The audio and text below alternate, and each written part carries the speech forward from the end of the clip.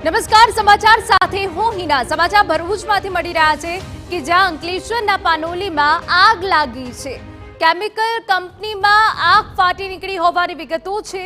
જીઆઈડીસીડી jail aqua international કંપનીમાં આગનો બનાવ બન્યો છે। કંપનીને અડીને આવેલી બીઆર એગ્રો કેમિકલ કંપનીમાં પણ આગની ઝપેટમાં આવી ગઈ છે। दूर दूर સુધી ધુમાડાના ગોટે ગોટા નજરે પડ્યા। 8 ફાયર ફાઇટર્સ ટીમ ઘટનાસ્થળ પર પહોંચી છે। હજુ સુધી જાનહાનિના કોઈ અહેવાલ નથી।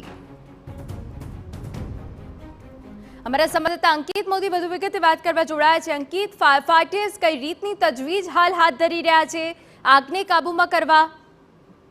જી, હાલમાં 8 જેટલી ફાયર બ્રિગેડોની ભરૂચ, અંકલેશ્વર અને પાનોલી જીઆઈડીસીની ટીમો ઘટના સ્થળે પહોંચી છે।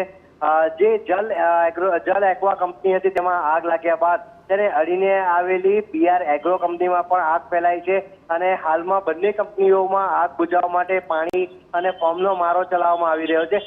હજુ સુધી કોઈ જાનહાનિના અહેવાલ નથી, પરંતુ હાલમાં બંને કંપનીઓમાં કામદારોની ગણતરી શરૂ કરવામાં આવી છે અને તેના આધારે આગળની તપાસ શરૂ કરવામાં આવશે। બીજી તરફ મામલતદાર સહિતના અધિકારીઓએ આખી ઘટનાનું નિરીક્ષણ શરૂ કર્યું છે। જે પ્રકારે ફાયર ફાઇટિંગ ઓપરેશન ચાલી રહ્યા છે તે પ્રકારે તેમના સીધી દેખરેખ હેઠળ આખી કાર્યવાહી ચાલી રહી છે અને હજુ આગને નિયંત્રણમાં આવતા 1 કલાકથી વધુ સમય લાગી શકે છે તેવો તજજ્ઞો અંદાજ લગાવી રહ્યા છે। જી બિલકુલ આભાર। તો હજુ પણ 1 કલાક જેટલો સમય આગ પર કાબુ મેળવવામાં થઈ શકે છે, કેમ કે કેમિકલ કંપની છે જેમાં ભીષણ આગ ફાટી નીકળી છે।